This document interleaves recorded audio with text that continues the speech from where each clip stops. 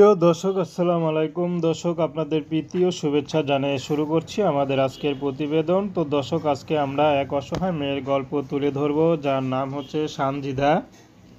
সানজিদার বিয়ে শাদী হয়নি। সানজিদা বিউটি পার্লারে কাজ করে। তো সানজিদা কাজ করে যা পায় তা দিয়ে সংসার চলে, কারণ তার বাবা নেই।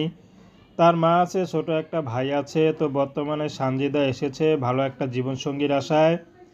তো সানজিদা যে নাম্বার দিয়েছে ইউটিউবে, সেটা ইমো আছে। যদি কেউ তাকে সরাসরি দেখতে চান দেখতে পারবেন। যদি ভালোবেসে পাশে থাকতে চান বা ভিডিও কলের মাধ্যমে যদি কোনো প্রবাসী ভাই বিয়ে শাদী করতে চায়, সেটাও করতে পারবেন।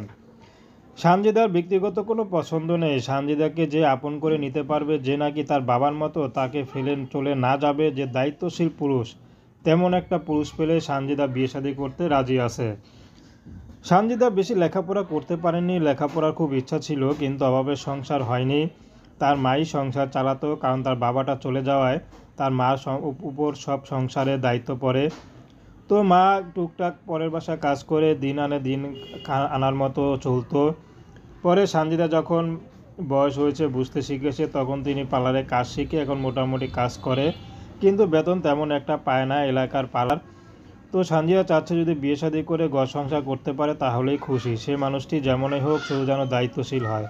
তো প্রেম, ভালোবাসা, সাহায্য, সহযোগিতা, বিয়ে শাদী করা একান্ত আপনাদের ব্যক্তিগত ব্যাপার। আসুন আমরা ৫ ওয়াক্ত নামাজ পড়ি, দেশের সেবা করি।